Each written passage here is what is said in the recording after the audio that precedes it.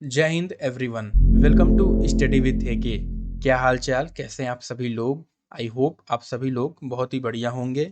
आप लोगों की पढ़ाई लिखाई बहुत ही अच्छे से चल रही होगी। आज के क्लास में हमें क्या पढ़ना है, तो आज जो है हम लोग class 12 political science, politics in India since independence का chapter 5 challenges to and restoration of the Congress system के बारे में पढ़ेंगे। इस चैप्टर में बेसिकली हम ये बात करेंगे कि जब हमारे भारत के प्रथम प्रधानमंत्री नेहरू जी की मृत्यु हो गई थी, तो उनके बाद हमारी देश की राजनीति जो थी वो कैसे चली। लगभग इसमें से जो है हम लोग 1964 ईयर से लेकर के 1971 तक की बात करेंगे, उसके इलेक्शन तक की बात करेंगे। ठीक है, जिसमें हम पहले तो जैसे मैंने बताया ये समझेंगे कि how the political transition took place after Nehru, यानी नेहरू जी के जाने के बाद हमारे देश की जो पॉलिटिकल ट्रांजिशन थी वो कैसे हुई। ठीक है, जिसमें हम फ्रॉम नेहरू टू शास्त्री बात करेंगे and from Shastri to Indira Gandhi की बात करेंगे। ठीक है, उसके बाद हम ये समझेंगे, बेसिकली हम बात करेंगे आपके फोर्थ जनरल इलेक्शन की जो 1967 में हुआ था, जिसमें बेसिकली हम ये समझेंगे कि आपका जो कांग्रेस का डोमिनेंस जो फर्स्ट इलेक्शन से ही चला आ रहा था, तीनों इलेक्शन में चला आ रहा था, वो कैसे जाके आपका चौथे जनरल इलेक्शन में डोमिनेंस क्या होता है कुछ हद तक घट जाता है। ठीक है, तो वही हमें समझना है कि कैसे अपोजिशन की यूनिटी से एंड कांग्रेस के स्प्लिट से उसने कांग्रेस की डोमिनेंस पे चैलेंज पोस्ट किया, जिसमें हम कॉन्टेस्ट ऑफ द इलेक्शन को समझेंगे। ठीक है, नॉन कांग्रेसिज्म का टॉपिक दे रखा है वो समझेंगे, इलेक्टोरल वर्डिक्ट समझेंगे, कोलिशन क्या होता है, डिफेक्शन क्या होता है, ये सब चीज़ें हम समझेंगे। ठीक है, उसके बाद हम ये समझेंगे कि कैसे जो नई कांग्रेस आपकी बनी। ठीक है, वो आगे की बात है कि आपकी जो कांग्रेस थी वो बाद में जाके Congress organisation and Congress R करके उसमें डिवाइड हो जाती है। तो इसी को नई कांग्रेस जो इंदिरा गांधी जी के द्वारा लीड की जा रही थी, तो जो नई कांग्रेस बनी लेड बाय इंदिरा गांधी, वो इन सब चैलेंजेस को कैसे ओवरकम की, ये डोमिनेंस जो खत्म हो रहा था, जिसमें हम इंदिरा वर्सेज द सिंडिकेट की बात करेंगे एंड प्रेसिडेंशियल इलेक्शन 1969 की बात करेंगे। ठीक है, उसमें हम फिर आपका इलेक्शन का भी बात करेंगे 1971, उसके कॉन्टेस्ट, उसकी आउटकम एंड आफ्टर उसके क्या हुआ। एंड लास्ट में जो है हम ये समझेंगे बेसिकली कि how new policies and ideologies facilitate the restoration of the Congress system. ठीक है, यानी रेस्टोरेशन की बात करें कैसे फिर कांग्रेस जो थी अपना खुद मतलब कुछ हद तक डोमिनेंस जो था पावर कर पाई। इतना डोमिनेंस उसने बना लिया कि जितने मतलब शुरुआती 3 इलेक्शन जो हुए थे उससे ज़्यादा वोट उसको क्या थे भैया, चौथे इलेक्शन में माफ करेगा आपका जो 1971 का इलेक्शन था फिफ्थ वाला, उसमें उसको उससे ज़्यादा सब वोट मिले। ठीक है, तो ये सब चीज़ें हम समझेंगे इसमें। ऑलराइट, तो पहले तो हम ये समझते हैं कि मतलब नेहरू जी से शास्त्री जी से ट्रांजिशन कैसे हुआ एंड शास्त्री जी से इंदिरा गांधी की ट्रांजिशन कैसे हुआ, उसमें क्या क्या चीज़ें हुई। तो देखिए, चैलेंजेस ऑफ पॉलिटिकल सक्सेशन, उसमें क्या चैलेंजेस वगैरह आए। तो जब हमारे प्रधानमंत्री जो थे जवाहरलाल नेहरू, वो पास्ट अवे हो गए मई 1964 में, तो उससे क्या हुआ, उनके जाने के बाद it generated a lot of speculation. Basically उन सब चीज़ों के मतलब यूजुअल क्वेश्चंस बने। जाहिर सी बात है, जब कहीं भी ना किसी देश में एक बहुत बड़ा पब्लिक फिगर, क्योंकि नेहरू जी थे एक बहुत बड़े पब्लिक फिगर थे, एक बहुत बड़े पॉलिटिकल लीडर थे, तो जब भी कोई जाता है तो जाहिर सी बात होती है, क्योंकि उनके आसपास कोई लीडर जो है होता ही नहीं उनकी कंपैरिजन में। तो जाहिर सी बात है, सबसे पहला सवाल उठता है कि उनके जाने के बाद उनकी जगह कौन लेगा, उनके सक्सेशन कौन करेगा। ठीक है, क्योंकि अभी प्राइम मिनिस्टर के दौरान ही इनकी मृत्यु हो गई थी। ठीक है, तो उससे भी क्या हुआ, लॉट ऑफ जनरेशन बना कि अगला प्राइम मिनिस्टर कौन बनेगा, बहुत अधिक क्वेश्चन उठने लगे। ठीक है, यानी after Nehru what and specially एक न्यू इंडिपेंडेंट कंट्री जैसे इंडिया थी, कि उस पर वहाँ पे एक और सवाल उठा कि आफ्टर नेहरू वॉट, क्योंकि जब से हमारा आज़ाद हुआ था देश, तब से नेहरू जी जो क्या थे आपके लीडर रहे, प्राइम मिनिस्टर रहे, वही जो क्या कर रहे थे, लीड कर रहे थे देश को आगे, पॉलिसीज में सब इनका ये योगदान था। जो सवाल उठने लगा कि आफ्टर नेहरू जी आखिर क्या होगा। ठीक है, उसके बाद सेकंड क्वेश्चन क्या अरोज हुआ यहाँ से कि हमारी जो इंडिया के बेसिकली ये आउटसाइडर के द्वारा उठाया जा रहा था, ना कि ज़्यादातर इंडिया के, कि हमारी जो इंडिया की डेमोक्रेटिक एक्सपेरिमेंट जो इंडिया ने एक्सेप्ट किया था, क्या वो क्या हो मतलब सरवाइव कर पाएगी आफ्टर नेहरू जी के पास। क्योंकि ऐसा डर था, ऐसा डर बनाया जा रहा था कि उस समय हो क्या रहा था कि जो और भी देश थे भारत के साथ जिन्होंने आज़ादी वगैरह प्राप्त की थी, वहाँ क्या होता था कि जो ट्रांज़िशन होता था ना एक लीडर से दूसरे में या कोई डेमोक्रेटिक इलेक्शन की वजह से ट्रांज़िशन होना, सक्सेशन होना, तो क्या होता था वो सक्सेसफुल नहीं हो पाता था, ठीक है? यही डर यहाँ इंडिया में भी था कि India to would not be able to manage a democratic succession and अगर ये फेलियर हो जाएगा, नहीं मैनेज हो पाएगा, तो ये डर रहता था कि कहीं मिलिट्री आर्मी का रोल ना आ जाए, डेमोक्रेटिक को ना मतलब वो क्या बोलते हैं डिक्टेटरशिप ना आ जाए, ठीक है? तो ये सब कहानी आपकी चल रही थी। बिसाइड इसके अलावा और भी सब डाउट थे। वो डाउट क्या थे कि जो नई लीडरशिप आपकी आएगी, क्या वो ये जो मल्टीपल क्राइसिस चल रहे थे उस समय हमारे देश के अंदर, उसको क्या है सॉल्व कर पाएगी? क्योंकि उस समय देश में बहुत ज़्यादा क्राइसिस चल रहे थे। 1964 की बात हो रही है, तो आपको याद होगा अभी हमने पिछले चैप्टर में पढ़ा कि 1962 में हमारा चाइना के साथ वॉर हुआ था एंड हमें क्या था डिफीट एक तरह से कह सकते हैं मिला था, ठीक है? तो उससे क्या था जब भी कोई वॉर होता है ना, तो उससे क्या है देश की जो आर्थिक स्थिति होती है वो बहुत ज़्यादा प्रभावित होती है। तो उससे हम अभी उभर रहे थे, ठीक है? प्लस उसके साथ-साथ आपकी भुखमरी थी, ठीक है? आपके सूखा पड़ना, उसके बाद आपकी जो गरीबी थी, इन सब क्राइसिस को जो है नई लीडरशिप जो आएगी क्या वो हैंडल कर पाएगी? इन सब का भी सवाल उठ रहा था एंड इसी वजह से जो 1960s का आपका जो पूरा डिकेड है ना, उसे जो है डेंजरस डिकेड कहा जाता है, ठीक है? तो यहाँ से आपका एक क्वेश्चन पूछ सकता है कि डेंजरस डिकेड किस डिकेड को कहा जाता है? आपको ऑप्शन दे देगा 1960s करके, ठीक है? 1950s दे देगा, 1970s दे देगा या आपका 1980s दे देगा, ऐसे करके क्वेश्चन आपका पूछ सकता है, ठीक है? तो ये पॉइंट जो है हमें क्या है ध्यान देना है, ठीक? तो अब हम आगे बढ़े तो अब हम इसी सक्सेशन में बात करते हैं कि ये ट्रांजिशन जो है नेहरू जी से शास्त्री जी में कैसे हुआ। तो देखिए जितनी आसानी के साथ जो सक्सेशन हुआ नेहरू जी से शास्त्री जी में, उसने क्या किया जो भी क्रिटिक्स वगैरह थे उसको क्या किया इट प्रूव देम रॉन्ग। तो हुआ क्या था एक्चुअली जब नेहरू जी पास्ट अवे हुए तो उस समय जो कांग्रेस के प्रेसिडेंट थे के कामराज, जाहिर सी होता है कि मतलब जब भी कोई किसी पार्टी का चूज करना रहता है लीडर या प्राइम मिनिस्टर कौन बनेगा, तो होता क्या है कि जो प्रेसिडेंट होता है वो क्या करता है पार्टी मीटिंग बुलाता है, सारे जो मेंबर्स होते हैं पार्टी के एंड जो भी आपके असेंबली में होते हैं, उन सबको पार्लियामेंट में जो होते हैं उन सबको बुलाता है, उन सबसे पूछता है कि भाई किसको बनाना चाहिए। अगर सब मतलब एक आध बंदे को कहते हैं तो वो तो बन जाता है, लेकिन अगर वो चैलेंज वगैरह होता है तो वोटिंग वगैरह करवाई जाती है, ठीक है? तो यही उस समय हुआ कि जब कांग्रेस प्रेसिडेंट थे के कामराज, उन्होंने क्या किया सारे पार्टी लीडर से क्या किया कंसल्ट किया, ठीक है? कांग्रेस मेंबर से भी कंसल्ट किया और उन्हें ये पता चला कि एक इंसान थे उनके मतलब थोड़ा कंसेंसस उनके फेवर में क्या था, सबका ये कहना था कि लाल बहादुर शास्त्री जो है उन्हीं को हमारा प्राइम मिनिस्टर बनना चाहिए, ठीक है?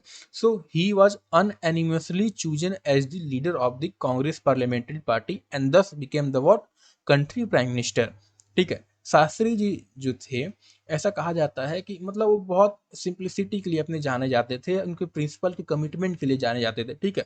He was a very non controversial leader जो कि उत्तर प्रदेश से बिलोंग करते थे एंड जो कि नेहरू जी के कैबिनेट मिनिस्टर भी रह चुके थे। और एक और चीज़ कि नेहरू जी के लास्ट ईयर में जाने से पहले, मृत्यु के पहले, वो जो थे उनके ऊपर बहुत ज़्यादा डिपेंड रहते थे, ठीक है? यानी Nehru had come to depend a lot on him in the last year, ठीक है? इसके बाद प्रिंसिपल की जैसे मैं बात की कि बहुत ज़्यादा प्रिंसिपल से कमिट रहते थे, इसका उदाहरण भी हमें मिलता है, एग्जाम्पल भी मिलता है, वो ये है कि उसी दौरान उनके जब वो रेलवे मिनिस्टर थे, देश में क्या हुआ था एक मेजर रेलवे एक्सीडेंट हो गया था।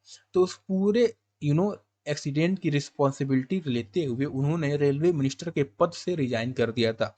ठीक, आप सोच के देखिए मतलब एक्सीडेंट होने के बाद क्या आज कोई अगर मिनिस्टर है ऐसा कर सकता है? तो नहीं होता है, ठीक है? कोई नहीं करता है, बट ही क्या थे, he was committed to his principle, ठीक है?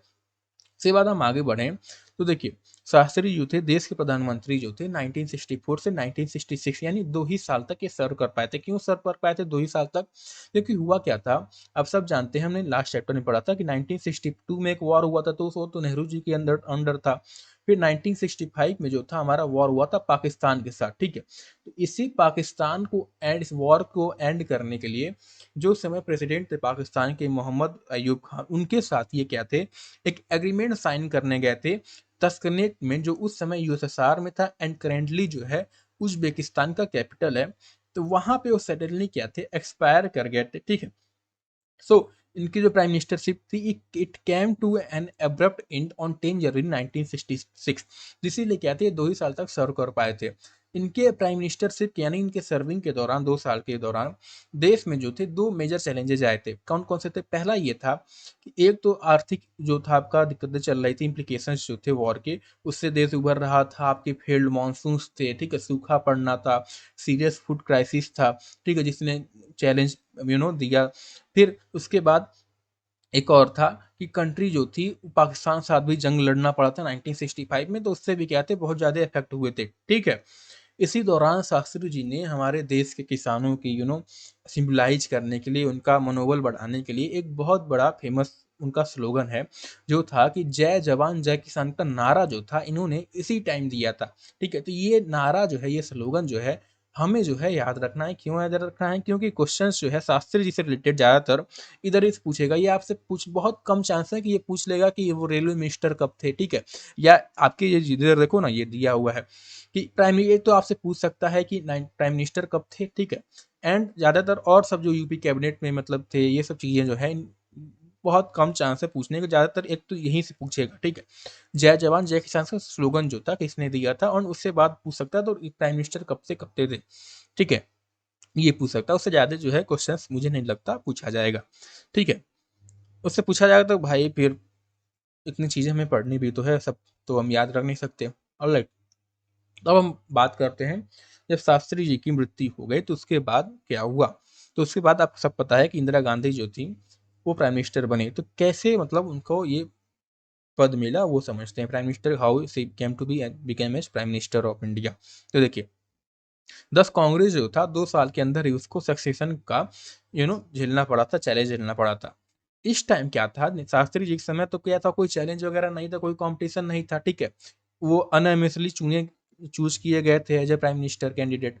बट इस टाइम क्या था, there was a intense competition between दो लोगों के बीच में था। एक थे मुरारजी देसाई और एक थे इंदिरा गांधी, ठीक है। मुरारजी देसाई जो थे वो पहले से ही क्या थे, उनके पास मतलब बहुत एक्सपीरियंस था। या वो एज ए सीएम जो थे बॉम्बे स्टेट के, टुडे महाराष्ट्र एंड गुजरात के सीएम की तरह सर्व कर चुके थे। एंड वो प्रेजेंट टाइम में मिनिस्टर भी थे उस टाइम, करेंट टाइम में, ठीक है। वहीं उनके कंपेरिजन में इंदिरा गांधी क्या थी, इंदिरा गांधी पहला तो ये था, she was the daughter of Jawaharlal Nehru. वो कांग्रेस की प्रेसिडेंट भी रह चुकी थी पास्ट में। And as a union minister जो थी शास्त्री जी के कैबिनेट में, भले 2 साल का था उसमें वो सर्व कर चुकी थी, ठीक है। तो जब बात आई फिर मीटिंग उटिंग बुलाई गई लीडर्स वगैरह की। तो इस टाइम क्या था कि जो सीनियर लीडर होते हैं हर पार्टी में, जो है कुछ सीनियर लीडर होते हैं, सीनियर लोग होते हैं। तो ये सीनियर लीडर से उन्होंने इस टाइम क्या था कि मुरारजी देसाई को मतलब बैक ना करके उन्होंने डिसाइड किया कि हम जो है इंदिरा गांधी जी को बैक करेंगे। क्यों ये फैसला था ना, ये भी बहुत इंटरेस्टिंग कहानी है, अभी हम आगे बुक में दिया है, समझेंगे, ठीक है। तो क्या था, they decided to back Indira Gandhi. But ये जो डिसीजन था इट वाज नॉट अनएनिमस, मतलब क्या था, चैलेंज था, अनएनिमस डिसीजन नहीं था, ठीक है। फिर आपका कॉन्टेस्ट जो था इसको रिसॉल्व किया गया था as a secret ballot among Congress MP, ठीक है। फिर हुआ क्या कि रिजल्ट ये आया कि इंदिरा गांधी जी ने डिफीट कर दिया। तो वो तो जाहिर था, सीनियर लीडर ने जिन्हें बैक किया तो उनको बनना ही था।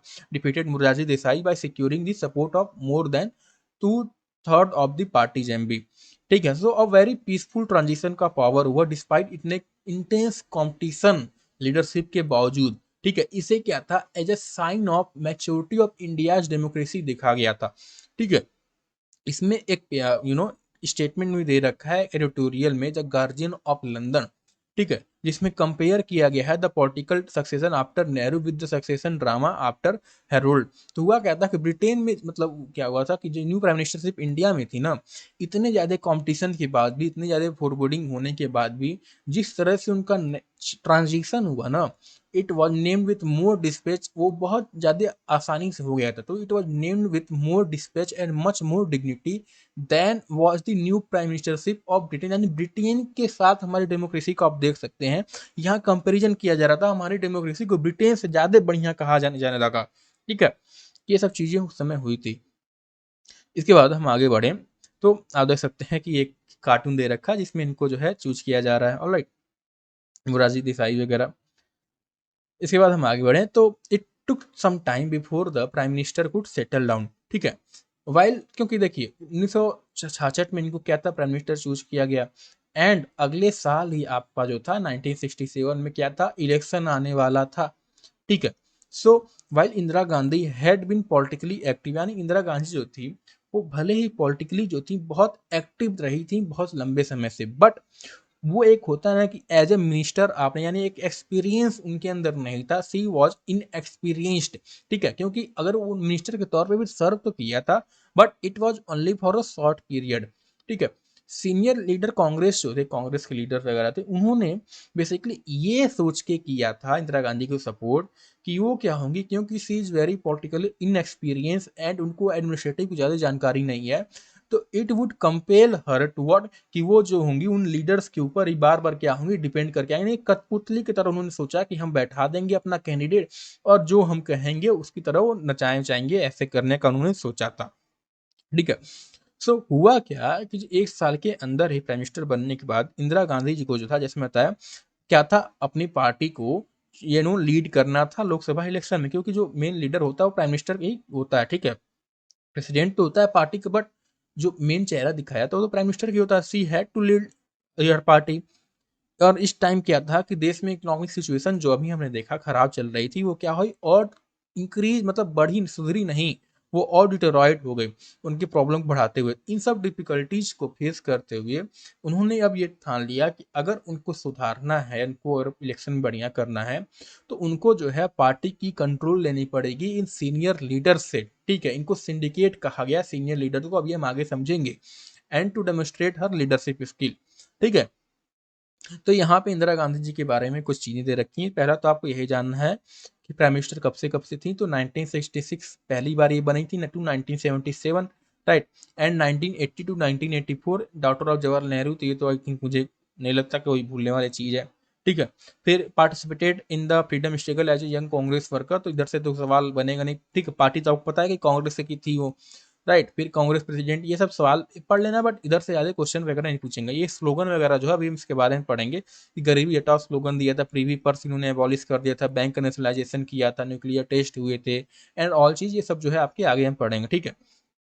तो हम आगे बढ़ते हैं, राइट। अभी तो हम अपने करंट जो चैप्टर इस पे फोकस रखते हैं, ठीक है। तो अब आया आपको कौन सा, चौथा का जनरल इलेक्शन आया 1967 का। सो ये जो ईयर, यानी इसके पहले का आपको समझ में आ गया ना कि सक्सेशन जो था कैसे हुआ, ट्रांजिशन क्या हुआ, नेहरू जी से शास्त्री जी से कैसे हुआ, शास्त्री जी के जाने के बाद इंदिरा गांधी के साथ कैसे हुआ, ठीक है। तो it was very peaceful transition कैसे हुआ, इनको शास्त्री जी को एनिमसली चूज किया गया था, ठीक है। यहाँ कॉम्पिटिशन था मोरारजी देसाई एंड उनके बीच में, बट इंदिरा गांधी को जो सीनियर लीडर कांग्रेस थे उन्होंने क्या किया, बैक किया था, बिकॉज उन्होंने सोचा कठपुतली की तरह हम चाहेंगे, क्योंकि ये पॉलिटिकल इनएक्सपीरियंस है, कोई भी एडमिनिस्ट्रेटिव की क्या है जानकारी नहीं है। बट हुआ क्या कि एग्जैक्टली जो हुआ वो हम आगे समझेंगे, ठीक है। तो देखिए, आपका चौथा इलेक्शन आया 1967 का, उसकी हम बात करते हैं, सीधे आते हैं कॉन्टेक्स्ट ऑफ द इलेक्शन पे। So in the year leading up to the fourth general election, country में बहुत ज्यादा मेजर चेंजेस हुए थे। पहला तो यही था कि दो प्राइम मिनिस्टरशिप जो थे, they had died in a quick succession, and जो नई प्राइम मिनिस्टरशिप थी ना Indira Gandhi, she was seen as a political novice, and जो कि ऑफिस में, मतलब एज ए न्यूबी देखे जा रहे थे, मतलब ज्यादा इनएक्सपीरियंस वाली। एक नई नई होता है ना, कहीं आप नई जगह जाते हो तो कहीं काम करने, तो आपको क्या है, थोड़ा साइड लाइन गया कर जाता है कि कुछ है नहीं, आपको मेजर रोल नहीं दिए जाते हैं, ठीक है। आपको कुछ ज्यादा लोग क्या बोलते हैं, भाव नहीं देते हैं, सिंपल भाषा में कहें तो। उस समय वही था उनके साथ भी, ठीक है। सो अब हम आगे बढ़े, तो पहला जो मेजर मेजर डिसीजन था ना, उन्होंने ये लिया था, क्योंकि इकोनॉमिक सिचुएशन जो थी देश की और घटती, मतलब वर्स होती जा रही थी, जो प्रोडक्शन हो रहा था, इंडस्ट्रियल प्रोडक्शन, वो भी क्या हो रहा था, एंड एक्सपोर्ट वगैरह जो था वो भी सब क्या था, दिक्कत कर रहा था, वो भी घट रहा था, ठीक है। तो इसको सॉल्व करने के लिए उन्होंने जो डिसीजन लिया, one of the major decision जो था इनका, वो ये था कि उन्होंने इंडियन रुपये को क्या किया, डी इवेल्युएट करने का क्या किया, मतलब वो डिसीजन लिया, which was seen as pressure from the US. Devaluation का मतलब क्या होता है कि किसी भी देश की करेंसी को, ठीक है, क्या मैंने कहा कि किसी भी देश की करेंसी को की वैल्यू क्या करना, कम कर देना in comparison to currency of the other country, ठीक है, क्या करना, उस देश की करेंसी की वैल्यू को कम कर देना किसी देश की और कंपेरिजन टू अदर कंट्री। तो यहाँ पे उन्होंने क्या किया था कि रुपी जो कि पहले $1 में क्या था, 5 रुपीज के आसपास था, उसको उन्होंने डिवेल्यूएशन करके यानी उसकी वैल्यू घटा के अब $1 में क्या था आपका 7 रुपए कर दिया था। ठीक है, क्या कर दिया था, 7 रुपए कर दिया था। मतलब कि हुआ क्या कि अगर आपको कोई सामान खरीदना था $1 का पहले मिलता था, तो उसके लिए आपको 5 रुपए देना पड़ता था। बट अब आपको क्या था, उसी सामान को खरीदने के लिए, $1 का सामान खरीदने के लिए अब आपको 7 रुपए देना पड़ता था। ठीक है, तो इन सब चीजों से क्या हुआ, क्योंकि इसलिए बेसिकली किया क्यों जाता है कि एक आपकी जो ट्रेड होती है, बेसिकली एक्सपोर्ट जो होती है, एक्सपोर्ट को बढ़ाने को, क्योंकि होता क्या है, एक्सपोर्ट कैसे बढ़ता है, जैसे मान लीजिए आपकी कंट्री थी ए एंड बी, ठीक है, एंड सी कंट्री थी, इसको क्या है, यहाँ से एक सामान खरीदना है जो ए भी मिलता है, जो बी पे भी मिलता है। अब क्या है, जो ज्यादातर हम क्या करते हैं, सामान वहीं से खरीदते हैं जहां हमें थोड़ा सस्ता मिलता है। ठीक है, अब जैसे मान लीजिए ये क्या था, ये तो भैया डॉलर में डील कर रहा है, ठीक है, ये आपने करेंसी में डील, मान लीजिए दोनों करेंसी रुपी है। ठीक है, पहले क्या था कि यहाँ पे $1 में क्या था, इसको 5 रुपए की यहाँ वैल्यू थी। ठीक है, यहाँ पे मान लीजिए आपकी क्या थी, 5 रुपए, यहाँ भी मान लीजिए। ठीक है, यानी दोनों इक्वल पड़ रहा था। तो इसका क्या था, ये इधर जाए, क्योंकि $1 में क्या था, मतलब 5 रुपए में क्या था, मान लीजिए इसको 1 किलो सामान मिल रहा हो, ठीक है, दोनों जगह से। अब क्या था, जब डिवेल्यूएशन कर दिया गया, 7 रुपए कर दिया गया, अब इसको जब $1 मिल देगा, तो पहले 1 किलो क्या था, 5 रुपए का था। अब क्या होगा, $1 में ही क्या है, इसको 7 रुपए वैल्यू हो गया। तो क्या होगा, कुछ यहाँ से 1.1 कुछ समथिंग थोड़ा एक्स्ट्रा सामान तो मिलेगा भाई, क्यों नहीं मिलेगा, 5 + 2 रुपए आप जो जोड़ोगे उससे सामान थोड़ा एक्स्ट्रा मिलेगा। तो वही हुआ क्या कि ये क्या करेगी, देश इसकी तरफ ना जाके क्या करेगी, यहाँ थोड़ा फायदा मिलेगा तो यहाँ चली जाएगी, तो इसीलिए क्या हुआ, आपका एक्सपोर्ट बढ़ गया। ठीक है, ये चीजें हुई। एक मिनट मैं इसको क्लियर कर देता हूँ। ठीक है, तो ये होता है आपका डिवेल्युएशन, और भी इससे फायदा होते हैं। ठीक है, बट वो आपकी इकोनॉमिक वगैरह ज्यादा चीजें अभी क्या है, हम इतना एक टर्म मैंने आपको समझा दिया, बाकी आप देख लेना अपने से।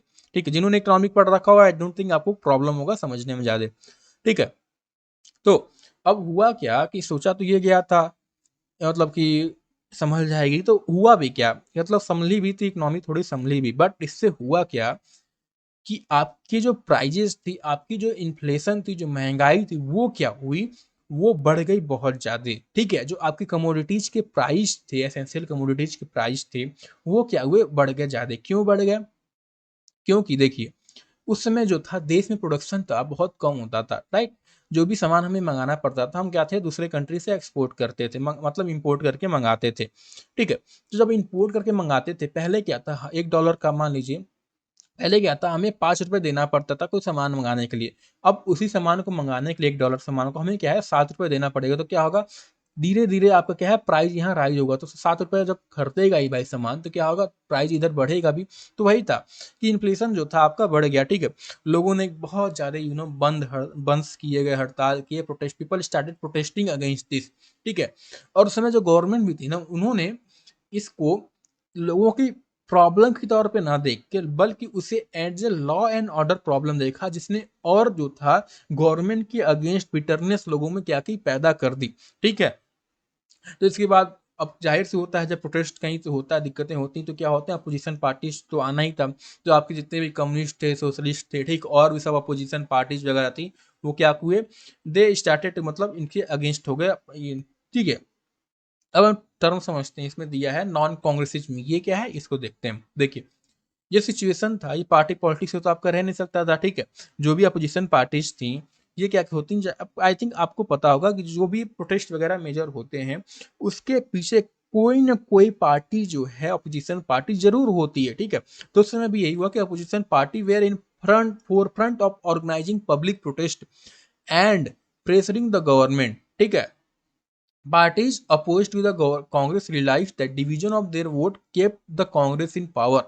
और अब जाके इनको समझ में आया, आपको याद करिए, हमने पिछले चैप्टरों में पढ़ रखा है कि कांग्रेस सक्सेसफुल क्यों हो रही थी। उसका एक और मेजर रीजन ये था कि जो भी आपके अपोजिशन पार्टीज थे, वो क्या थे, अलग अलग डिवाइडेड थे। ठीक है, तो उससे होता क्या था कि भले ही ज्यादातर, अगर टोटल वोट शेयर की बात करें, तो इनको ज्यादा वोट मिलते थे in comparison to Congress, but क्योंकि सिंगल मेजोरिटी पार्टी रहती थी, कांग्रेस क्या थी, जीत जाती थी। बट अब ये बात जो थी धीरे धीरे अपोजिशन पार्टी को समझ में आने लगी कि इनका जो है अपोज टू रियलाइज दैट कि division of their vote kept the Congress in power. ठीक है, 10 पार्टीज जो थे जो बहुत अलग अलग आइडियोलॉजी से बिलोंग करते थे, they got together to form anti Congress front in some state and enter into what electoral adjustment of sharing seat in other. ठीक है, हम आज भी हम कहीं देखते हैं कि कहीं भले आइडियोलॉजी नहीं मिलती, बट जस्ट सत्ता में आने के लिए लोग क्या होते हैं, डिफरेंट आइडियोलॉजी के लोग भी आके मिल जाते हैं। ठीक है, दे फेल्ट दैट कि जो इनएक्सपीरियंस था इंदिरा गांधी का एंड जो इंटरनल फैशनलिज्म क्या था, फैशनलिज्म मतलब अगर कहें तो जो डिवीजन चलता है ग्रुप के विद इन ना, जो वो ही आपका फैशनलिज्म एक तरह से होता है। ठीक है, सिंपल भाषा में अगर मैं कहूँ तो आपका क्या था, इंटरनल फैशनलिज्म तो चल ही रहा था। वो अब याद करिए मोरारजी देसाई एंड इंदिरा गांधी जब वो चूज कर दिए गए थे, ठीक है, बट इंदिरा गांधी भी धीरे धीरे क्या कि वो सीनियर लीडर वगैरह जो थे ना, उन्होंने सोचा था कंट्रोल करेंगे, बट कंट्रोल में आ नहीं रही थी वो। ठीक है, वो क्या कर रही थी, उसी was trying to control them. इससे क्या था, एंड मोरा इनकी ग्रुप जो थी एक अलग हो गई थी। ठीक है, विद इन पार्टी थे पहले, बट इनकी ग्रुप अलग हो गई, इनकी ग्रुप अलग हो गई, इनकी ग्रुप क्या थी, अलग हो गई। ठीक है, इनकी सपोर्टर्स अलग हुए, तो क्या था, पार्टी के अंदर ही क्या था, आपका डिवीजन चल रहा था, लड़ाई चल रही थी। तो एक तो इनएक्सपीरियंस इंदिरा गांधी का, और ये जो डिवीजन चल रहा था पार्टी के अंदर, उन्होंने सोचा कि it provided the Congress them as opportunity to topple the Congress. ठीक है, उस समय जो सोशलिस्ट लीडर थे राम मनोहर लोहिया, उन्होंने इस स्ट्रेटेजी का जो नाम था उसे ही नॉन कांग्रेसिज्म कहा था। ठीक है, नॉन कांग्रेसिज्म समझ गए आप लोग कि आपका जो 1967 के इलेक्शन से पहले क्या था कि जो सारे अपोजिशन पार्टी जब उन्होंने क्या थे, आपका इन्फ्लेशन वगैरह बढ़ने लगा आफ्टर डिवैल्यूएशन, तो जो सारे अपोजिशन पार्टी ये रियलाइज करके कि उनका वोट शेयर जो है जो अलग अलग हो जा रहा है, वही इनको जीतने नहीं दे रहा है, तो डिफरेंट आइडियोलॉजी के पार्टी क्या हुए, एक साथ आके कंबाइन हो गए। ठीक है, उसके बाद उन्होंने ये लगा कि इनएक्सपीरियंस होता है, इंटरनल फैक्सलिंग जो होगा उनको क्या करेगा, एडवांटेज देगा। तो इसी को नॉन कांग्रेसिज्म क्या टर्म दिया गया था, नाम राम मनोहर लोहिया द्वारा। ठीक है, उसके बाद इन्होंने मतलब उस समय ही ऑल्सो प्रोड्यूस्ड थियोरेटिकल आर्ग्यूमेंट उनके डिफेंस में कि कांग्रेस रूल जो था it was undemocratic and oppose to the interest of ordinary poor people. ठीक है, therefore the coming together of non Congress parties was necessary for reclaiming democracy for the people. अब आप ये चीज देखो, मतलब कितनी कमाल की चीज है। यही सेम चीज जो है जो उस समय कांग्रेस के अगेंस्ट की जा रही थी कि अनडेमोक्रेटिक हो गई है। ठीक है, ऑर्डिनरी पुअर पीपल के अगेंस्ट इंटरेस्ट में नहीं हो रहे हैं चीजें, जो उस समय कांग्रेस के अगेंस्ट की जा रही थी, सेम चीज जो है आज कांग्रेस जो है डिफरेंट अपोजिशन पार्टीज के साथ मिल करके बीजेपी पार्टी के खिलाफ क्या कर रही है, सेम क्या कर रहा है, आपकी आर्गुमेंट जो है चली आ रही है। ठीक है, तो आप देख सकते हैं मतलब कितनी इंटरेस्टिंग चीजें दे रखी है यार, इस समय जो है वो कैसे बदलता है। जो आपके एक कहावत है ना, इतिहास जो है वो खुद दोहराता है। ठीक है, दोहराया तो बट क्या थी, वो चीजें जो थी लोट मतलब चेंज हो गए, बट क्या था, सेम चीज आज भी आपका यही हो रहा है। राइट, हो रहा है कि नहीं वो तो आपको पता ही होगा। ठीक है, तो हम आगे बढ़ते हैं, समझते हैं आपकी इलेक्टोरल वर्डिक्ट के बारे में। ठीक है, यहाँ पे आपका जो है राम मनोहर लोहिया जी के बारे में दे रखा है, इसको आप लोग देख लेना एक बार। और यहाँ पे जो है आपका सी नटराजन के बारे में दे रखा है कि he was the CM of Madras. ठीक है, ये जर्नलिस्ट थे, पॉपुलर राइटर और रोगेटर थे। ठीक है, इसलिए ये सब चीज़ें जो है हमें जानने की जरूरत नहीं है। ठीक है, ये आप जान लेना एक इम्पोर्टेंट बन सकता है कि इन्होंने जो था ही फॉर्म डीएमके की पार्टी जो है आपकी है ना, इसकी इन्होंने ही शुरुआत की थी, इन्होंने फॉर्मेशन की थी।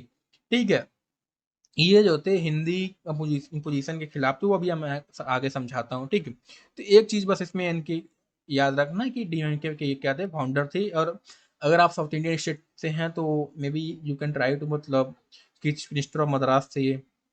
ठीक है, उसके बाद राम मनोहर लोहिया, तो ये तो आपको पता होना चाहिए कि he was an socialist leader, ये हम ऑलरेडी डिस्कस कर चुके हैं पहले भी। ठीक है, फ्रीडम फाइटर तो रहे थे। ठीक है, among the founder of Congress socialist party थे, तो ये सब चीजें जो है हम डेमोक्रेटिक वाले चैप्टर में पढ़ चुके हैं।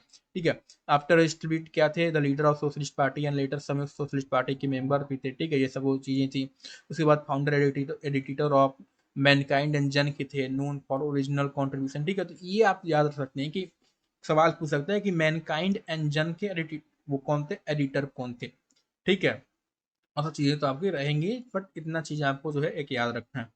और लाइक अब हम आगे बढ़ते हैं और समझते हैं इलेक्शनल इलेक्टोरल वर्डिक्ट के बारे में। सो देखिए, it was in this context of heightened popular discontent and polarisation कि आपका इलेक्शन वगैरह कराया गया। जब इलेक्शन का रिजल्ट आया तो भैया सबको, कांग्रेस को नहीं इसने दे तो रखा बट सबको हिला के रख दिया, ठीक है, at the national state level, ठीक है। जो उस समय कंटेम्प्रेरी पॉलिटिकल ऑब्जर्वर थे उन्होंने इस इलेक्शन रिजल्ट को एज अ पॉलिटिकल अर्थक्वेक का नाम दिया है, ठीक है। तो यहाँ से भी आपका क्वेश्चन क्या है, पूछ सकता है कि पॉलिटिकल अर्थक्वेक आखिर किस इलेक्शन को कहा गया है, ठीक है। हुआ ऐसा हुआ क्या था, तो देखिए, कांग्रेस जो थी भले ही मेजोरिटी हासिल कर पाई थी लोकसभा में, बट जो उसकी टैली ऑफ सीट्स थी एंड शेयर ऑफ वोट्स थे ना, वो सिंस आपके 1952 इलेक्शन सबसे ज्यादा कम थे इस इलेक्शन में, ठीक है। जो इंदिरा गांधी की कैबिनेट में आधे से ज्यादा मिनिस्टर थे, ठीक है, वो क्या थे, वो इलेक्शन ही हार गए थे, ठीक है।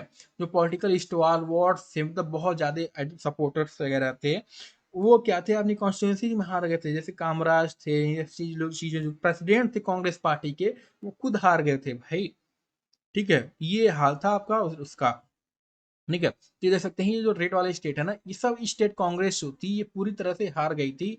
एंड अगर आप 1952 का कंपैरिजन करोगे, मैं ट्राई करता हूँ उसका मैप दिखाने का, राइट। एक मिनट, पीडीएफ वेट लोड होने दीजिए। देखिए, ये आप देखो ना, ये सब स्टेट जो उन्होंने 1952 में कांग्रेस के सब था, नेशनल पे भी स्टेट पे सब क्या थी, ये हार चुके। टोटल जो थी कांग्रेस ने 9 स्टेट हारे थे, ठीक है, जिसमें से आपकी 9 में से 7 स्टेट्स जो थे ये पोजीशन, मतलब जो पार्टी की पोजीशन मिल गई थी उनकी वजह से हारे। एंड 2 जो थे डिफेक्शन की वजह से हारे थे। वो क्या डिफेक्शन क्या होता है, अभी हम आगे समझेंगे, राइट। ये सब चीजें जो है आपकी इधर ही दे रखी है, एक बार आप पढ़ लेना, ठीक है। वही सब चीजें दे रखा है कि 9 स्टेट थे, ठीक है, जहाँ कांग्रेस ने पावर लॉस की, ऑलराइट, ये सब चीजें थी, ठीक है। कांग्रेस ने majority, lost majority in many as 7 state, and other 2 state में क्या थे, डिफेक्शन से हार गए थे, ठीक है। उसी टाइम आपकी ये रीजनल पार्टी थी। और एक और पॉइंट याद रखना है कि उस समय एक रीजनल पार्टी डीएमके जो थी, द्रविड़ मुनेत्रा काजगम की पार्टी जो थी, पहली बार ऐसा हुआ था 1952 के, मतलब उस स्टार्टिंग से ही, कि कोई पार्टी जो थी वो अपने बल पे किसी इलेक्शन में मेजोरिटी हासिल कर पाई थी, ठीक है। तो इतना दबदबा था उससे पहले कांग्रेस का, आप सोच सकते हैं, ठीक है। क्या थे डीएमके, डीएमके क्यों जीती थी, क्योंकि देखिए, साउथ इंडियन स्टेट जो है वो बेसिकली क्या है, आपने इस समय में देखा हो कि हिंदी के खिलाफ मतलब बहुत अगेंस्ट रहते हैं। देखिए, ऐसा नहीं कि वो लैंग्वेज के अगेंस्ट रहते हैं, क्योंकि अगेंस्ट इस वजह से रहते हैं क्योंकि हमारी जो सेंट्रल की गवर्नमेंट है ना, वो क्या करती है, जबरदस्ती उनके ऊपर हिंदी थोपने का प्रयास किया जाता है, ठीक है। One of the main reason है कि हिंदी को जो है उनके ऊपर इम्पोजिशन करने का प्रयास किया जाता है, ठीक है। तो इससे क्या है, और जाहिर सी बात है, जब भी हमारे ऊपर, आप खुद नोटिस करना, हमारे पेरेंट्स जो हैं, मान लीजिए अगर आपके लिए सही भी होगा, लेकिन अगर आपके पेरेंट्स कह दें आपसे, जबरदस्ती आपसे करवाने कहा जाएगा, तो क्या होगा, आप क्या करोगे भैया, उसके खिलाफ अगेंस्ट हो जाओगे, ठीक है। भले ही अंदर से आपका मन होगा, लेकिन आप क्या करोगे, उसके खिलाफ क्या करोगे, अगेंस्ट हो जाओगे कि हम नहीं करेंगे, ठीक है। तो वैसे ही उस समय भी हो रहा था, ठीक है। तो ये पहली बात तो जैसे मैंने बताया कि कोई पार्टी जो थी, नॉन कांग्रेस पार्टी, वो मेजोरिटी हासिल कर पाई थी खुद के दम पे किसी भी स्टेट में, ठीक है। एंड अदर 8 स्टेट, माफ करिए, 7 जो मैंने बताया था, अदर 8 स्टेट में कोलिशन गवर्नमेंट बनी थी, ठीक है।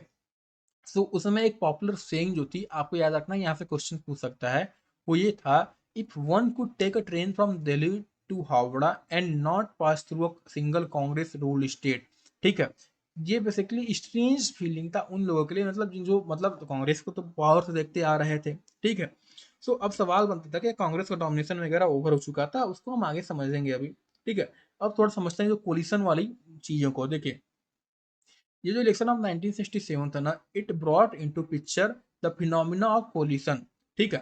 क्योंकि हुआ क्या था, कोलिशन क्या होता है कि जैसे मान लीजिए कोई चुनाव करा गए, अब चुनाव में हुआ क्या कि कोई भी सिंगल पार्टी जो थी, मेजोरिटी हासिल नहीं कर पाई। जितनी मेजोरिटी होती है, आई थिंक आपको पता होगा, ठीक है, क्या होता है, तो मेजोरिटी हासिल नहीं कर पाए तो होता क्या, इन दैट केस 2 पार्टी या 3 पार्टी क्या करते हैं, आपस में कंबाइन होकर और मेजोरिटी वाले वोट शेयर को क्रॉस करके अपनी सरकार बना लेते हैं, ठीक है। तो ये जो फिनोमिना था आपका कोलिशन वाला, ये ज़्यादातर 1967 इलेक्शन से ही आया था, क्योंकि उससे पहले क्या था कि एक सिंगल पार्टी को आपका मेजोरिटी मिल जाता था तो वो सरकार बना लेती थी, जो कि कांग्रेस थी, ठीक है। So since no single party had got majority, various non Congress party came together to form joint legislative party, जिसे इस पार्टी को मैंने बात किया ना कोलिशन वाली की, इसे जो था एसवीडी गवर्नमेंट या संयुक्त विधायक दल कहा गया था। ये आपको ध्यान देना है, ठीक है। इसके अंदर मतलब बहुत आइडियोलॉजी के पार्टीज बिलोंग करते थे। एसएसपी थी, पीएसपी थी, आपकी बीआर से सीपीआई थी, तो लेफ्टिस्ट भी थे इसमें, राइटिस्ट भी थे, ठीक है। पंजाब जो उसमें पॉपुलर यूनाइटेड फ्रंट कहा जाता था, उसके अंदर दो राइवल पार्टी थी, वो भी कांग्रेस को हराने के लिए एकजुट हो गए थे, ठीक है। And with the both communist party CPIM जो अलग हुए थे, ठीक है, वो भी क्या थे, एकजुट हो गए थे, और सब पार्टी भी तो एक साथ हो गई थी, ठीक है। तो ये कहानी आपकी कुछ ऐसे, मतलब सब एक साथ हो गए थे अगेंस्ट कांग्रेस के, ठीक है, नॉन कांग्रेसम पार्टी जो थी सब, ठीक है। अब जो समझते हैं, एक तो आपको कोलिशन वाला था कि कांग्रेस को हार क्यों मिली, एक था डिफेक्शन। डिफेक्शन क्या होता है, इसका मतलब बेसिकली होता है, जैसे मान लीजिए ये एक पार्टी थी ए करके, ठीक है, ये एक पार्टी थी बी करके, ठीक है। इसका मेंबर मान लीजिए, मैं अपना इनाम मान लीजिए, इसका एक मेंबर था किसका, रमेश करके। रमेश ने क्या किया कि उसने जो इलेक्शन लड़ा, उसने जो मतलब इलेक्शन में उसको वोट्स मिले, ज्यादातर क्या किया उसने, इस पार्टी के नाम पे इलेक्शन लड़ा। बट हुआ क्या क्या उसने इलेक्शन जीतने के बाद उसने देखा कि इस पार्टी के अंदर क्या है, उसको ज्यादा बेनिफिट नहीं हो रहा है, ठीक है। और इधर से क्या था, इस पार्टी को क्या था, दोनों को मान लीजिए मेजोरिटी नहीं मिली, ठीक है। अब इस पार्टी क्या है, मेजोरिटी बनाने के लिए इसने क्या किया कि इस पार्टी के मेंबर्स को क्या किया, अप्रोच करना शुरू कर दिया कि आप तुम हमारे ज्वाइन कर लो और हम तुमको क्या है अपने मिनिस्टर पद दे देंगे। तो इसने क्या किया, लालच में आके इधर चले गए, डिफेक्शन कर दिया। तो ये डिफेक्शन का मतलब होता है, it means when an elected representative leaves the party on whose simple he she was elected and joins another party, ठीक है। So after 1967 general election, the breakaway Congress legislator played an important role in installing non-Congress government in these states, ठीक है। ये जो पूरा defection वाला period चल रहा था ना, इसे एक एक्सप्रेशन दिया गया था, आया राम गया राम, ठीक है। ये क्या एक्सप्रेशन था ना, तो बेसिकली एक आपके लीडर थे गयालाल। गयालाल जो थे उन्होंने एक फोर्टनाइट के अंदर ही क्या था, 3 बार पार्टी की उल्टा फेर की थी, ठीक है। यानी उन्होंने क्या किया, पहले कांग्रेस से यूनाइटेड फ्रंट गए, फिर यूनाइटेड फ्रंट से फिर आपके क्या है बैक टू कांग्रेस आ गए, ठीक है। यानी then within the 9 hours united front again, यानी फिर क्या हुए, within the 9 hour Congress united front, front से फिर आपकी कांग्रेस, कांग्रेस फिर यूनाइटेड फ्रंट आ गया, ठीक है। So it is said that when Dayalal declared his intention to quit the United Front and join Congress, जो कांग्रेस लीडर थे राव इंद्रराम, उन्होंने मतलब एक डिक्लेयर किया था कि गया राम वॉज नाउ आया राम, ठीक है। तो यही आपका बाद में एक फेमस क्या हुआ एक्सप्रेशन बन गया कि आया राम गया राम, ठीक है। अब हम समझते हैं बाकी कल कहानी, तो हमने समझ ली कांग्रेस की क्यों इतनी वो हो रही थी, सारे पार्टी एक साथ हो गए थे। अब समझते हैं split in the Congress, Congress के जो अंदर जो पॉलिटिक्स हुई ना, उसको थोड़ा समझने का प्रयास करते हैं। तो देखिए हुआ क्या, we saw that after the 1967 election the Congress retained power at the centre, but क्या थे रेडियस मेजोरिटी के साथ एंड मैनी स्टेट में उसने पावर भी लूज कर दी थी, ठीक है। जो रिजल्ट थे ये प्रूव कर दिया था कि कांग्रेस भी जो है मतलब हराई जा सकती है, ठीक है। But there was no substitute as ये, ठीक है। Most non Congress coalition government in state did not survive for long, they lost majority either new combination were formed और president rule had to be imposed, ठीक है। तो इस party को समझते हैं, पार्टी बेसिकली सो क्या कहा गया है, इंदिरा वर्सेज द सिंडिकेट कहा गया, ठीक है। देखिए जो रियल चैलेंज था इंदिरा गांधी के, वो अपोजिशन से ना आके बल्कि इनके खुद की पार्टी के अंदर से आया था। वो क्या था, तो देखिए हुआ क्या था, उनको एक ग्रुप था जो सीनियर लीडर का ग्रुप था ना, जैसे मैंने बताया, सीनियर लीडर ने सोचा था कि इनको जो होगा कठपुतली की तरह नचाएंगे, गुड़िया की तरह। बट क्या था, इंदिरा गांधी तो कंट्रोल में नहीं आ रही थी इनके, तो जो सीनियर लीडर का जो ग्रुप था ना, इसी को क्या है सिंडिकेट कहा गया है, ठीक है। यानी she had to deal with a syndicate, a group of powerful and influential leader from within the Congress, ठीक है। सिंडिकेट क्या था, इन्होंने ही इंदिरा गांधी को बनाया था एज प्राइम मिनिस्टर, ठीक है, as leader of the parliament parties, ठीक है। जैसे मैंने बताया, they expected Indira Gandhi to what, follow their advice gradually, however Indira Gandhi attempted to assert her position within the government and party, ठीक है। उन्होंने क्या किया, ये सिंडिकेट थे जो पावरफुल थे, उनको क्या किया, धीरे धीरे साइडलाइन कर दिया और अपने ट्रस्टेड एडवाइजर को ही क्या किया, लाना शुरू कर दिया, ठीक है। यानी इंदिरा गांधी जी को दो चैलेंजेज आए। पहला ये था, उनको क्या था, अपनी इंडिपेंडेंस, अपनी एक अलग पहचान बनानी थी कि हम जो है सिंडिकेट के ऊपर नहीं डिपेंड है। और दूसरा क्या था, she also needed to work toward वो जो ग्राउंड जो चीजें जो उन्होंने कांग्रेस जो हारी थी, लॉस्ट की थी 1967 इलेक्शन में, उसको भी तो लाना था। ठीक है, तो इसके लिए इंदिरा गांधी ने बहुत बोल्ड स्ट्रेटेजी अपनाई थी।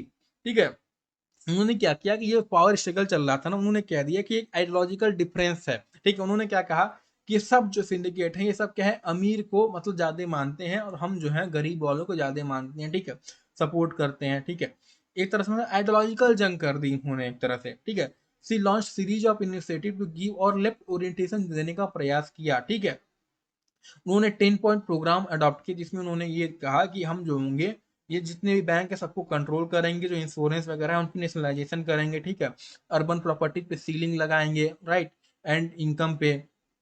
ठीक है, आपकी public distribution of food grains वगैरह जो होगी अपने कंट्रोल में लाएंगे, लैंड रिफॉर्म करेंगे, ये सब चीजें जो होंगी। ठीक है, उस समय तो सिंडिकेट लीडर फॉर्मली तो अप्रूव कर देते, but they had serious reservation about the same. ठीक है, ये जो था आपका सिंडिकेट चला था, अभी तो मतलब एक सामने होके नहीं आता। ठीक है, अभी ना पार्टी चल रहा था, होता नहीं कि झगड़ा वगैरह चलता है तो शांति से वो चलता रहता है, ये अलग चलते हैं अलग चलते हैं, लेकिन ये सबके सामने तब आ गया जब आपका आया प्रेसिडेंट का इलेक्शन 1969 का। हुआ क्या, यानी it came in the open in 1969। हुआ क्या, जब उस समय प्रेसिडेंट जाकिर हुसैन जी की मृत्यु हो गई थी, तो उसके बाद आपकी इंडिया का जो था फेल वेकेंट दैट ईयर।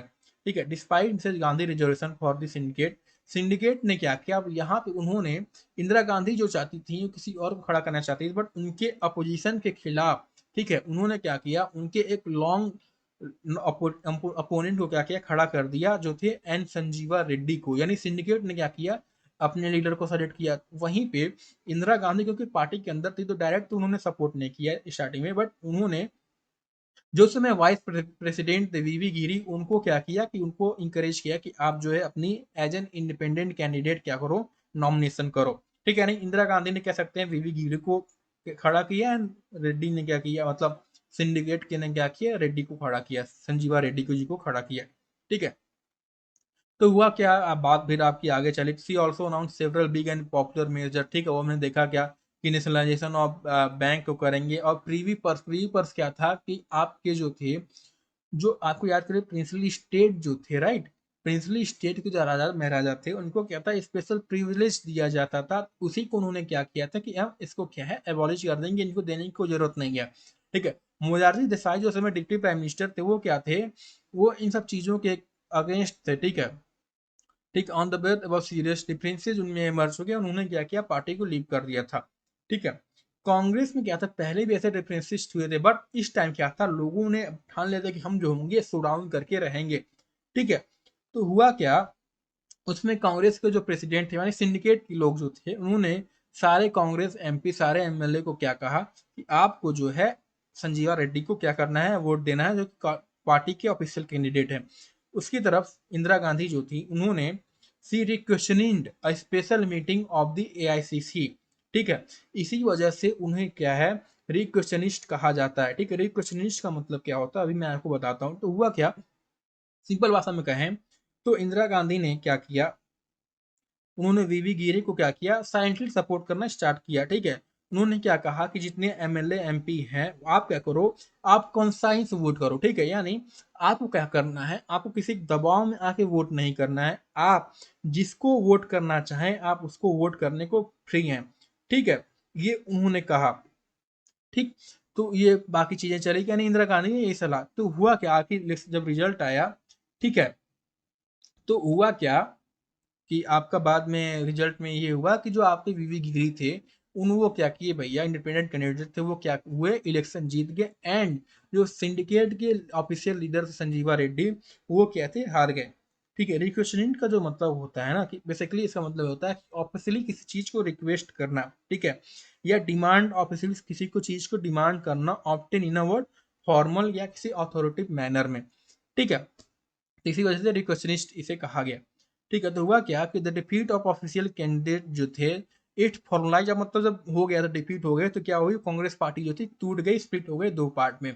ठीक है, जो आपकी इंदिरा गांधी की थी, वो क्या हुई, उनकी जो तरफ जो लोग गए उन्हें कहा गया कांग्रेस रिक्वेस्टनिस्ट, और जो सिंडिकेट में ज्वाइन हुए उन्हें कहा गया, सिंडिकेट वाली पार्टी का क्या है, कांग्रेस ऑर्गेनाइजेशन। ठीक है, अब तो उन्होंने ये क्लेम करना स्टार्ट किया था कि हमारी कांग्रेस जो है वो रियल है, ठीक है, वो जो है मतलब फर्जी है, हमारी जो है असली है, ठीक है। वो हुआ क्या, और जो इसे ओल्ड एंड न्यू कांग्रेस भी कहने जाने लगा, ठीक है। ठीक है, इंदिरा गांधी ने इसे क्या किया, एन आइडियोलॉजिकल डिवाइड करने का प्रयास किया कि सोशलिस्ट एंड कंजर्वेटिव के बीच में क्या है, pro poor and pro rich, मैंने कहा ना कि गरीबी एंड अमीरी के बीच में क्या किया उन्होंने, लड़ाई एक ऐसा उन्होंने मुद्दा बनाना स्टार्ट किया, ठीक है। फिर आपकी कहानी आगे बढ़ी और कहानी आगे बढ़ते बढ़ते आया आपका 1971 का election and restoration of the Congress की, मतलब कि जो कांग्रेस ने रुतबा जो खोया था वो कैसे फिर हासिल किया इंदिरा गांधी के लीडरशिप में। तो हुआ क्या, स्प्लिट इन कांग्रेस गवर्नमेंट क्या था, वो government Indira Gandhi government minority में थी, बट वो ऑफिस में क्या की, दूसरे पार्टी के सपोर्ट से क्या की ऑफिस में बनी रही, ठीक है। इस पीरियड के दौरान क्या हुआ, government made conscious attempt toward अपनी सोशलिस्ट क्रेडेंशियल को अप्रूव करने में, ठीक है। ये वो भी फिर से जब कांग्रेस इंदिरा गांधी जो थी उन्होंने बहुत विग्रसली कैंपेन किया for implementing this existing land reform laws, ठीक है, एंड लैंड सीलिंग लेजिस्लेशन को, ठीक है।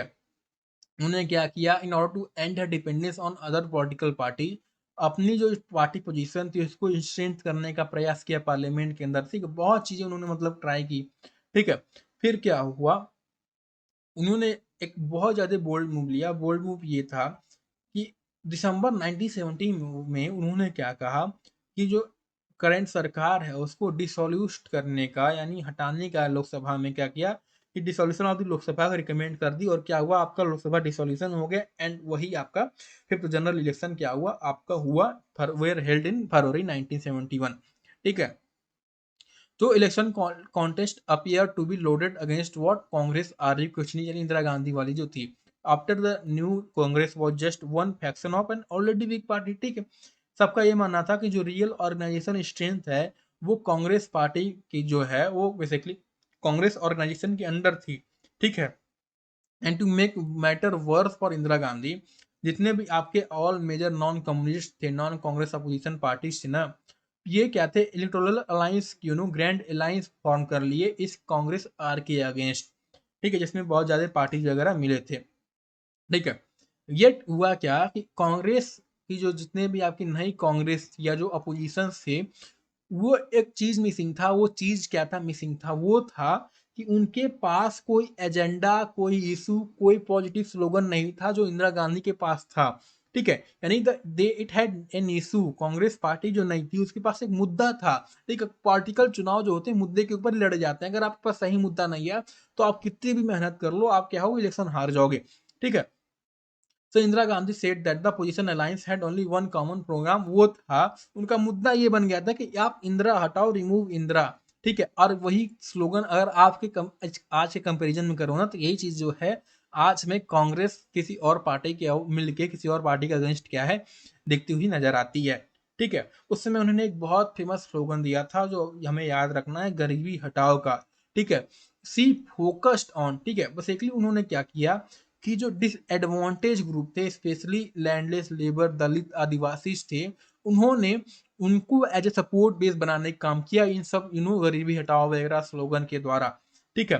द स्लोगन ऑफ गरीबी हटाओ and programme that followed it were part of Indira Gandhi political strategy of building and what independent nation wide political support base, ठीक है। And इसी का जो एडवांटेज उन्होंने सपोर्ट बेस बनाया डिसएडवांटेज के रूप में, यही क्या था उनको फायदा कर गया 1971 इलेक्शन में, ठीक है। जो आपकी इंदिरा गांधी की वाली कांग्रेस थी वो क्या हुई, उसने it won more seats and votes than Congress had ever won in the, यानी जो आपके चारों जनरल इलेक्शन हुए थे उससे ज्यादा, इवन आफ्टर स्प्लिट होने के बाद जो नई कांग्रेस बनी उसने इन सब चारों इलेक्शन से ज्यादा जो कांग्रेस को वोट मिले थे इसमें पाया उसने, एंड इलेक्शन जो थे आपके परसेंटेज ऑफ वोट भी इसको ज्यादा मिले, ठीक है। इंदिरा गांधी सरकार ने 352 सीट जीते थे केवल कांग्रेस आने, ठीक है, कांग्रेस आर एंड आपकी कौन थी कम्युनिस्ट पार्टी जो थी एक साथ मिलकर चुनाव लड़ाए थे। तो सीपी कांग्रेस ने अकेले केवल 352 सीट पाए थे, 375 में, बाकी आपकी वो थी कम्युनिस्ट वाली सीपीआई की थी, ठीक है। उसके कंपेरिजन कांग्रेस जो ऑर्गेनाइजेशन थी वो क्या थी, मियरली 16 सीट ही क्या थे भैया ये जीत पाए थे, ठीक है। With this the real Congress, अब इससे तो एक बात ये साबित हो गई कि जो रियल कांग्रेस थी, उन्होंने ये क्लेम कर दिया कि रियल कांग्रेस जो है इंदिरा गांधी जी की है, ठीक है, and it restore the dominant position in Indian politics, ठीक है। The grand alliance of the position proved a grand failure, there combination tally of seat वो लेस देन 60, ठीक है। तो ये कहानी थी आपकी इलेक्शन की, ठीक। इसी बात हम आगे बढ़े तो soon after the 1971 Lok Sabha election, हमको ये पता है कि 19 हम उस समय क्या था 1971 में हमारा क्या था, वॉर हुआ था पाकिस्तान साथ, इसमें हमने बांग्लादेश बनाया था, तो वॉर क्या था, हमने जीत लिया था। तो अब जब कोई प्राइम मिनिस्टर एक लीडर जो हो एक वॉर जीत जाए तो क्या होता है भैया, उसकी पॉपुलैरिटी जो है वो और बढ़ जाती है। एंड उसमें जितने भी आपके अपोजिशन के लीडर भी थे ना, उन्होंने एक क्या किया था भैया, इनको मतलब बहुत सराहना था, ठीक है। दे एडमायर्ड हर, ठीक। ये सब कहानी चली, ठीक है। यानी एक तो इलेक्शन जीत गई, ऊपर से जब आपका वॉर जीत गए तो और उसने क्या किया, इनकी पॉपुलैरिटी बढ़ा दिया, ठीक। So with two successive election victories one eight the centre, और इस वजह से क्या हुआ कि आपका जो वॉर हुआ उसके बाद 1972 में आपका स्टेट इलेक्शन हुआ, तो स्टेट इलेक्शन में जहां जहां पार्टी ने चुनाव लड़ा वहां वहां स्टेट में क्या है, पूरी तरह से जीत गई इनकी पार्टी, ठीक है। One eight the centre and the state level the nomination of Congress क्या था, इट वाज रिस्टोर्ड, ठीक है। Congress was now in power in almost all the state, ठीक है। It was also popular across different social section, ठीक है। So with in 4 साल के साल आप देख सकते हैं कि कैसे Indira Gandhi had warded off the challenge to her leadership and the dominant position of Congress party, जिसको एक कठपुतली की गुड़िया की तरह नचाने के तौर पर बनाया गया था प्राइम मिनिस्टर, उसने क्या किया, उसने ऐसा बवाल मचाया कि जिन्होंने बनाया उनको इस साइडलाइन करके खुद आपके क्या हुई, ऊपर आ गए, ठीक है। ये आपकी कहानी चली। ऑलराइट, इसके बाद हम आगे बढ़े, अब बात करते हैं रजिस्ट्रेशन की। बट यहाँ पे एक सवाल उठा कि क्या इसका मतलब ये था कि कांग्रेस सिस्टम, जो ओल्ड कांग्रेस सिस्टम था वो रिस्टोर हो गया था, ठीक है। तो इसको हम समझते हैं, तो देखिए what Indira Gandhi has done, it was not revival of the old Congress but in many ways उन्होंने री इन्वेंट की थी पार्टी को, ठीक है। पार्टी भले ही मतलब पहले की तरह एक सिमिलर पोजीशन ऑक्यूपाई कर पाई थी, एज ए पॉपुलरिटी भी उसकी उतनी थी, बट इस टाइम जो पार्टी थी ना वो डिफरेंट काइंड की पार्टी थी, ठीक है। इस टाइम जो पार्टी बनी थी वो सुप्रीम लीडर यानी इंदिरा गांधी की पॉपुलरिटी के बेस पे ही जीती थी। जो आज हम देखते हैं बीजेपी जो है मोदी जी के मेन उनके उन्हीं के पॉपुलरिटी बेस पे ही जीतते, तो वैसे उस समय भी था कि जो आपकी पार्टी जो थी कांग्रेस, वो बेसिकली क्या थी, इंदिरा गांधी मेन चेहरा उसकी बन गई थी, ठीक है। It had somewhat but क्या थी उसकी जो ऑर्गेनाइजेशनल स्ट्रक्चर थी, क्योंकि नई नई पार्टी बनी थी और जितने ओल्ड कांग्रेस वाले थे ना वो सब क्या थे, सीपी कांग्रेस वो ऑर्गेनाइजेशन वाले में चले गए थे। तो जो इसका ऑर्गेनाइजेशन स्ट्रक्चर था नई पार्टी का, वो क्या था, वो बहुत ज्यादा वीक था, ठीक है। तो ये कंपेरिजन बता रहा है बेसिकली कि नई ओल्ड कांग्रेस एंड नई कांग्रेस में क्या था। तो पहला क्या था कि ये जो थी सुप्रीम लीडर पे डिपेंड करती थी, वीक ऑर्गेनाइजेशन स्ट्रक्चर था, राइट। फिर क्या था, तो Congress party not did not have many, इसके अंदर कहते हैं मैनी फैक्शंस नहीं थे, ठीक है। अब इससे क्या होता था कि अब ज्यादा ओपिनियन इंटरेस्ट नहीं ला पाते थे, ठीक है। So, while it won election, it depended more on what some social group, poor women, and what Dalit Adivasi. ठीक है. This was the new Congress that had emerged. Thus, Indira Gandhi restored the Congress system by changing the nature of the Congress system itself. ठीक है. तो ये थी आपकी कहानी पूरी चल रही थी।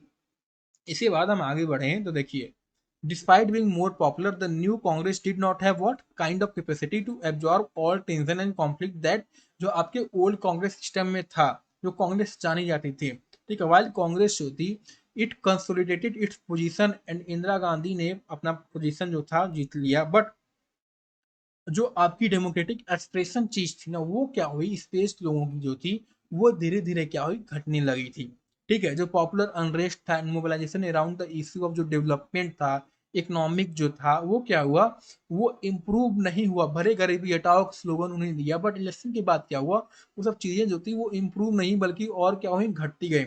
और घटते घटते इतनी बढ़ गई कि देश में 1976 में क्या था, आपका इमरजेंसी लगाना पड़ा, यानी that the threatened the very existence of constitutional democracy in the country, जिसके बारे में हम नेक्स्ट चैप्टर में पढ़ेंगे, ठीक है। तो बस आज के लिए इतना ही। आज के टोटल बेसिकली हमने क्या पढ़ा, टोटल 4 टॉपिक पढ़े, ठीक है। जिसमें पहले हमने पॉलिटिकल सक्सेशन की बात की, जिसमें हमने क्या समझा, नेहरू जी से आपका शास्त्री जी, शास्त्री जी से इंदिरा गांधी का ट्रांजिशन कैसे हुआ, ठीक है। फिर सेकेंड टॉपिक पे हमने क्या किया, फोर्थ जनरल इलेक्शन की बात की आपकी 1967 वाले, ठीक है, जिसमें हमने इलेक्शन की बात की, कॉन्टेस्ट ऑफ इलेक्शन की बात की, जिसमें हमने नॉन कांग्रेसिस्ट की पार्टी जो टर्म था उसकी बात की, इसमें हमने कोलिशन की बात की, इसमें हमने डिफेक्शन की बात की, राइट। फिर हमने तीसरी टॉपिक जो था आपका स्प्लिट इन द कांग्रेस को समझा, ठीक है, क्यों कांग्रेस के विद इन क्या था, इंदिरा वर्सेस सिंडिकेट की हमने बात की, ठीक है। हमने प्रेसिडेंट की इलेक्शन जो थी आपकी 1969 की उसकी बात की, एंड चौथा जो टॉपिक था वो क्या था, आपने 1971 इलेक्शन की बात की, जिसमें हमने उसके आउटकम की, कांग्रेस पार्टी ने कैसे अपना रजिस्ट्रेशन किया, उन सब चीज़ों के बारे में हमने बात की, ठीक है। अगर मैं क्वेश्चन की बात करूँ सीयूटी यूजी में, तो क्वेश्चन जो है जैसे आपके एनसीईआरटी बैक में दे रखे हैं ना, तो इसी तरह से मिलते जुलते क्वेश्चन आपके पूछते हैं। जैसे मैंने बताया कि ये जो स्लोगन था किसने दिया जी, जय जवान जय किसान का, इंदिरा हटाओ गरीबी हटाओ, ठीक है, ये सब क्वेश्चन ऐसे पूछेंगे कि और मैच द फॉलोइंग दे देगा कि सिंडिकेट का मतलब क्या है, डिफेक्शन का मतलब क्या है, एंटी कांग्रेसिज्म का मतलब क्या है, स्लोगन का मतलब, स्लोगन का मतलब क्या होता है, कैची फ्रेज हो जाता है, ठीक है। जब कोई रिप्रेजेंटेटिव जो हो अपनी पार्टी जिस पे वो चुनाव लड़ा हो तो क्या डिफेक्शन वगैरह हो गया, ठीक है। तो पार्टी जो डिफरेंट आइडियोलॉजी की जो साथ खड़ी थी, कांग्रेस का अपोज थी, वो आ गई, ये हो गया, राइट। तो ऐसा क्वेश्चन ही आपके ऐसे पूछे जाएंगे। ऑलराइट, तो मिलते हैं आपको अगली क्लास में, तब तक के लिए हमारे साथ ऐसे बने रहिए, अपनी पढ़ाई करते रहिए। जय हिंद।